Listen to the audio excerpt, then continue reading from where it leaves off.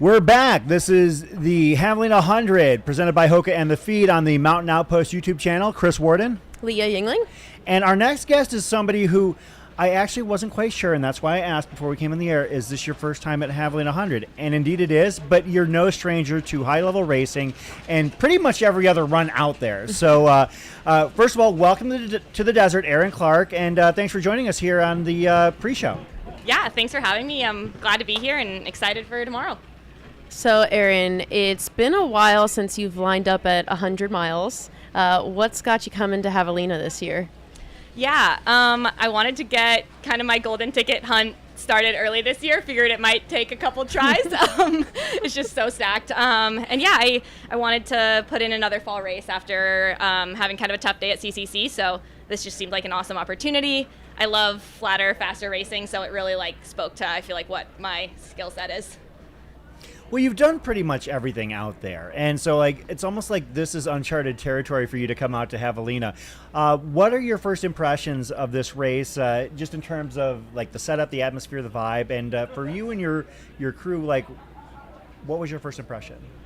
Yeah, I mean, I've just heard so much about kind of the party atmosphere of this race, and so I'm honestly pretty excited that it's 5 miles, and I'll get to see my crew really frequently and kind of get to come through spots like this and have just a lot of energy. I think with something as long as 100 miles, any of that kind of recharging and being around a big excited group is helpful. So Erin, when I think about you as a racer, I always think you are most terrifying whenever you get a full season of training under your belt and you're feeling really competitive, which I think is exactly what you're doing here. You've had a couple tough years battling injuries, but you've been able to line up a big season of training. Talk a little bit about the confidence that you have from finally having a really long stretch of training coming into this. Thank you. Yeah, I appreciate that. Yeah, I've strung together about a year now of consistent training with no major interruptions, which doesn't sound very long for most people, but is really long for me. And yeah, I just think, I've kind of been saying all year, even if I have to back off here and there, and as long as my training is consistently and just baseline kind of solid going into this race, I'll be able to do something really great. And the really great hasn't really happened yet, but I do think it's coming for me and it's there, and I don't know if it'll be this weekend or the next time I line up, but I do think if you stack those weeks, eventually it will pay off. So yeah. Totally. And I think for our listeners too, you've been at the top of the sport in so many different arenas, like Chris mentioned. You've made a world's team, you've gotten a golden ticket before, you've been top 10 at CCC, so you've really shown that you can do it all. And talk a little bit about how you view competition in a competitive race like Javelina this year. Yeah, I love competing. I love racing. I always have. I have a track and road background, and it was always about racing other people. To me, I'm a really terrible clock runner or clock chaser, if you will. So I think, in a long ultra like this, it's really about trying to listen to, my body's feedback and be smart early on, and then hopefully tap into that kind of competitive fire in the latter laps of the race. One of the things about this race is the fact that heat mitigation strategy is vital for success. I think that a lot of times when you have a stacked front of the field, such as we do in both the men's and the women's races, it's going to come down to who is best able to dial in their heat mitigation strategies. How comfortable are you in the preparation that you have done to get here, number one, and number two, what did you do as part of that preparation, as much as you're comfortable sharing? Yeah. I mean, I live in a pretty cold climate. I'm up in Montana, and so for me, it's really been about sauna training and trying to do that as frequently as I can. We're thankful that good friend of ours, Chris Brown, who's going to be helping out with some media stuff, is a really awesome, really, really hot sauna. So we've spent a lot of time in there. But yeah, that's going to be the main thing. And I think honestly, no matter how much heat training you do, no person is good at running in 95-degree weather. That just goes against our physiology, and so it's going to be about staying cool and staying wet on course. And I think I'm prepared to do that. And I just got to keep my head about me in the aid stations and take the time to get what I need.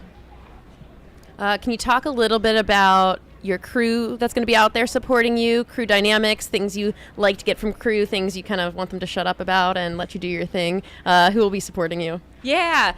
So my main crew guy is our friend Evan, and he's basically Adam's expert crewman, and I finally get to have him on my team this weekend. So Yes. very excited about that. And then Adam will be out there crewing all day with him as well, and he's done that for me a bunch. He's awesome.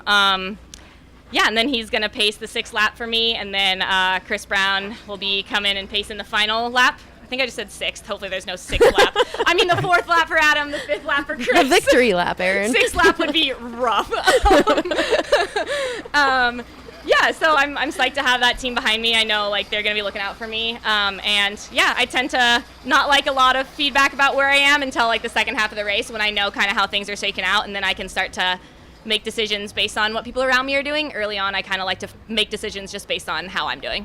Well, that's actually interesting because one of the things that we've talked to with some of the other elite runners is how aggressive the front pack goes out at this race. I mean, you see it, at a lot more races nowadays, but here it just seems like by the time everybody is just kind of settling in, at least from a spectator standpoint, all of a sudden, they're coming through Rattlesnake Ranch, at mile 15, mile 16. It's like, oh my goodness, like everybody's running like their hair is on fire. Are you comfortable with either A, staying with that front pack, or B, kind of letting things shake out and doing your own thing?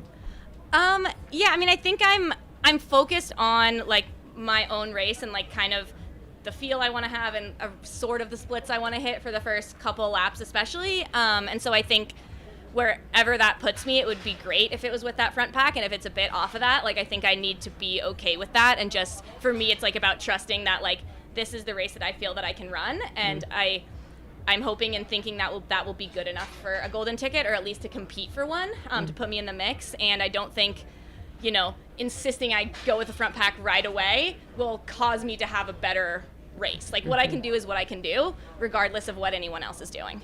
Oh, I love that perspective. I think that, especially here at a race like Javelina, you got to kind of be patient and see how it goes. And I think you'll bring it tomorrow. You are a Nike-sponsored athlete. What kind of shoes are we wearing tomorrow? Yeah, I'm psyched. I got my hands on kind of the second iteration of their Ultrafly 2 prototype, as I understand it, which I'll be running that. Yeah, I love it. It feels a lot faster to me than the Ultrafly 1, so I think they're making strides there, and I'm excited to be racing in those. Cool. Are you doing handhelds or hydration pack or some combination of the two? I'll have a belt with a couple flasks in it, and then I'll just probably end up holding one for a large portion of the race. I really don't like vests. Like I think I'm like a minute per mile slower in a vest. I don't know what it is. Wow, that's maybe dramatic, but I don't like them. What a disadvantage. Yeah. Well, Erin, we're so excited to see you out there tomorrow. Definitely cheering for you in hopes of you getting a golden ticket. I think Javelina is a course that suits you extremely well, and I think you've got a lot of fans who want to see you succeed out there. When it comes to this race, I mean, what has to happen for you in order to have the day you want to have? I think for me, it's really going to come down to managing the heat, as well as managing kind of my hydration and nutrition. I think that will be very related to how well I manage the heat. I've kind of said I'm very confident, I think, in my ability to kind of like run these paces, but it'll be like, can I manage my heat and hydration and stuff well enough to do the running I feel that I'm capable of, I guess. Totally. Controlling all the controllables. For sure, yeah. Sometimes the hardest part of racing. Yeah. I think that one of the things about this race is just how sometimes people will get like caught up in the chase pack so quickly, and it'll have a negative effect on the way they run the rest of the race. But it sounds like, to circle back around, you're completely prepared to run your race and not get caught up in the hoopla of the hyper aggression that happens often on that first loop. I'm hoping so, yeah. I mean, it's always a lot harder when you get out there, and like, it's going to be cool, and I don't imagine the first lap will feel super challenging pace-wise, so it's really easy to kind of do something a lot faster than you planned on and get excited and get competitive. But I'm going to try to be smart and know like the splits I want to hit, and hopefully that will pay off later in the race. We'll see, but I think it will. Awesome. Well, yeah, thanks for joining us, Erin. Really excited to see you out there, and good luck. Thank you so much. Thanks for having me. Thank you, Erin. Erin Clark, folks, thanks for joining us here on the Mountain Outpost YouTube channel. This is the Javelina 100 presented by Hoka and The Feed. We will be bringing our next guest in here in just a moment on the YouTube channel.